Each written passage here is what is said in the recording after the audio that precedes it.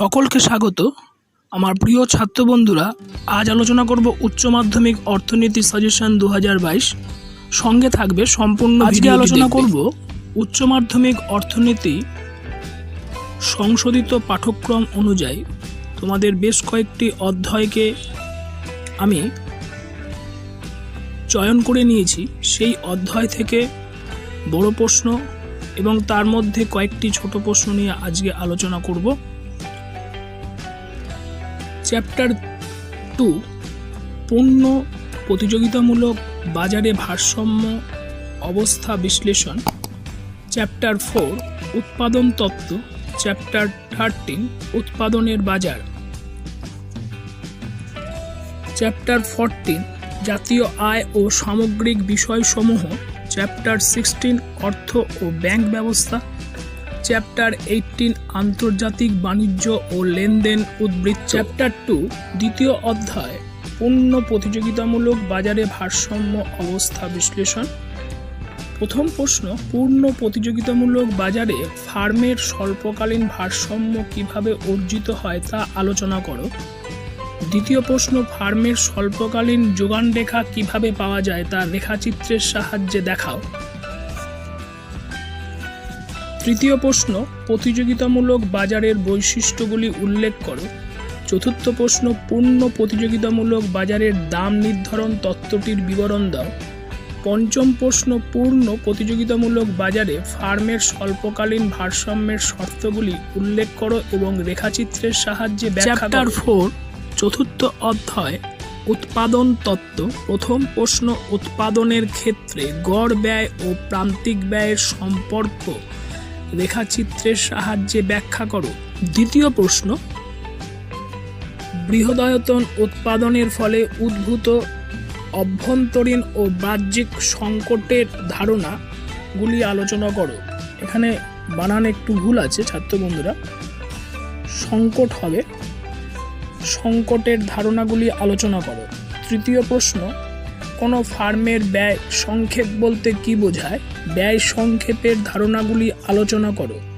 চতুর্থ প্রশ্ন, মাত্রা বৃদ্ধির প্রতিদানের নিয়মটি। মাত্রা বৃদ্ধির প্রতিদানের নিয়মটি।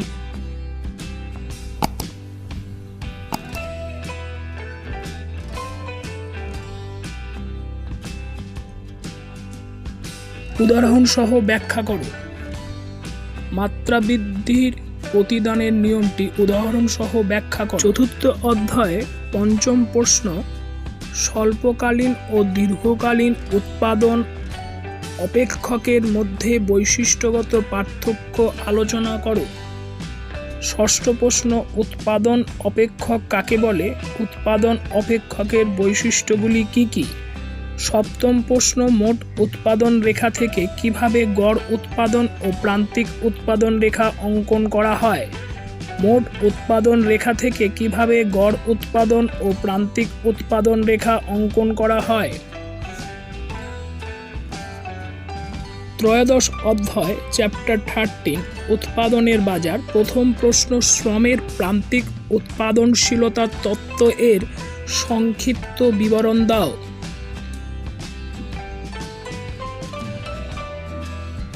প্রশ্ন নম্বর 2, বন্টনের প্রান্তিক উৎপাদনশীলতা তত্ত্বের অনুমানগুলি আলোচনা করো।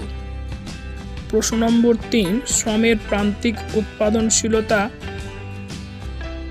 দাতা কিভাবে মজুরির হার নির্ধারিত হয় তা আলোচনা করো। শ্রমের প্রান্তিক উৎপাদনশীলতা দাতা কিভাবে মজুরির হার নির্ধারিত হয় তা আলোচনা করো। এখানে একটু স্পেলিং মিস্টেক আছে। চতুর্থ প্রশ্ন, যে কোনো উৎপাদনের আয়ের মধ্যে কিভাবে খাজনার অংশ থাকতে পারে তা আলোচনা করো। যে কোনো উৎপাদন আয়ের মধ্যে কিভাবে খাজনার অংশ থাকতে পারে তা আলোচনা করো। পঞ্চম প্রশ্ন, অর্থনৈতিক খাজনার ধারণাটি বিশ্লেষণ করো। ষষ্ঠ প্রশ্ন, আধুনিক খাজনা তত্ত্বের সংক্ষিপ্ত বিবরণ দাও। সপ্তম প্রশ্ন, খুবই গুরুত্বপূর্ণ প্রশ্ন, ছাত্র বন্ধুরা তোমরা ভালো করে করবে এবং লিখে অভ্যাস করবে এই প্রশ্নগুলো, প্রত্যেকটা প্রশ্নই গুরুত্বপূর্ণ। সপ্তম প্রশ্ন, রিকার্ডোর খাজনা তত্ত্ব ও আধুনিক খাজনা তথ্যের মধ্যে পার্থক্যগুলি আলোচনা করো। রিকার্ডোর খাজনা তত্ত্ব ও আধুনিক খাজনা তথ্যের মধ্যে পার্থক্যগুলি আলোচনা করো।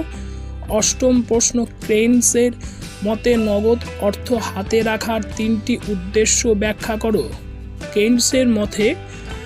কেইনসের মতে নগদ অর্থ হাতে রাখার তিনটি উদ্দেশ্য ব্যাখ্যা করো।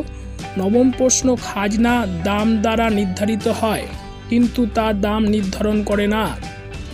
খাজনা দাম দ্বারা নির্ধারিত হয় কিন্তু তা দাম নির্ধারণ করে না, এই উক্তিটি পর্যালোচনা করো।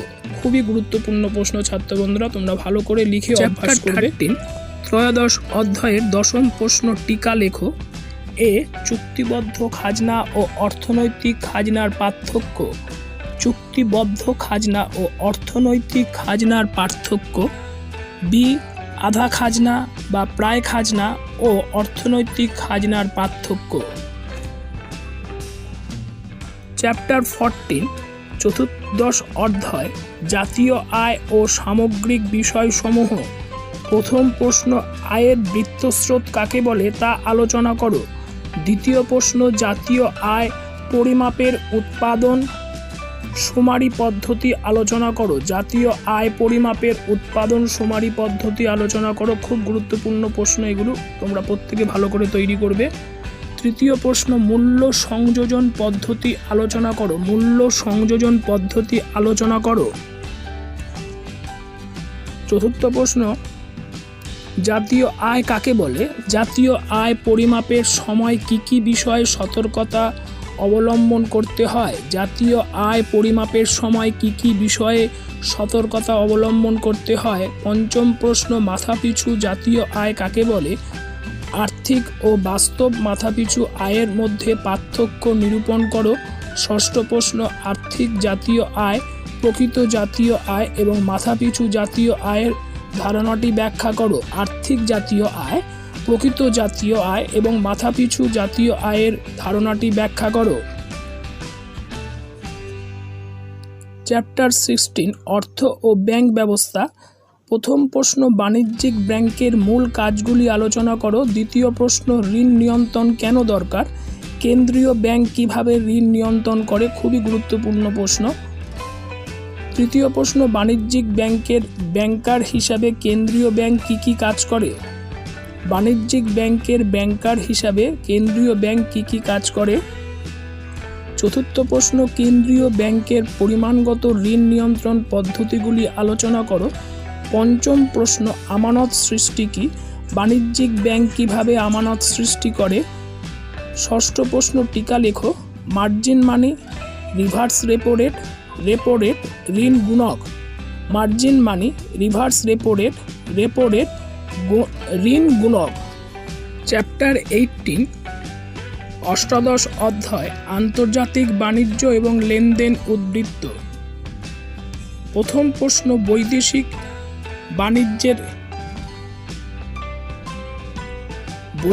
বাণিজ্যের উদারীকরণ প্রক্রিয়ায় গৃহীত ব্যবস্থাগুলি কি কি। খুবই গুরুত্বপূর্ণ প্রশ্ন। দ্বিতীয় প্রশ্ন, লেনদেন ব্যালেন্সে সকল সময় ক্ষমতা আছে। লেনদেন ব্যালেন্সে সকল সময়ই ক্ষমতা আছে, এই উক্তিটি ব্যাখ্যা করো। তৃতীয় প্রশ্ন, বাণিজ্য উদ্বৃত্ত ও লেনদেনের উদ্বৃত্তের মধ্যে, এখানে বানান একটু ভুল আছে, উদ্বৃত্ত হবে ছাত্র বন্ধুরা। বাণিজ্য উদ্বৃত্ত ও লেনদেন উদ্বৃত্তের মধ্যে পার্থক্য উদাহরণ সহ ব্যাখ্যা করো। চতুর্থ প্রশ্ন, নমনীয় বিনিময় হার ব্যবস্থায় কিভাবে ভারসাম্য বিনিময় হার নির্ধারিত হয়। নমনীয় বিনিময় হার ব্যবস্থায় কিভাবে ভারসাম্য বিনিময় হার নির্ধারিত হয়। পঞ্চম প্রশ্ন, স্থির বিনিময় হার অনমনীয় বিনিময় হারের মধ্যে পার্থক্য দেখাও। সেই সঙ্গে সঙ্গে আজকে আলোচনার অংশের ভিডিওটি আমার প্রিয় ছাত্র বন্ধুরা এই পর্যন্ত। আজকে আলোচনার অংশের ভিডিওটি তোমরা পারিপার্শ্বিক সকল বন্ধুদেরকে বেশি করে শেয়ার করে তাদেরকে উপকৃত করবে। আজকে আলোচনা অংশের ভিডিওটি ভালো লাগলে লাইক কমেন্টস করতে ভুলবে না। যে সকল ছাত্রবন্ধু ডিজিটাল মেন্টর চ্যানেলটি দেখছো এখনও সাবস্ক্রাইব করে উঠতে পারোনি, তাদের প্রত্যেকের কাছে আমার আবেদন রইল ডিজিটাল মেন্টর চ্যানেলটি সাবস্ক্রাইব করে পাশে থাকা নোটিফিকেশন বেল আইকন অন করে অল অপশনে ক্লিক করে দিলে এই জাতীয় শিক্ষামূলক গুরুত্বপূর্ণ প্রশ্ন উত্তরে বিভিন্ন বিষয়ের উপরে তোমাদের লেটেস্ট নোটিফিকেশান সরাসরি পৌঁছে যাবে তোমাদের প্রত্যেকের কাছে। প্রত্যেকে ভালো থাকবে, সুস্থ থাকবে, সুরক্ষিত থাকবে। ধন্যবাদ।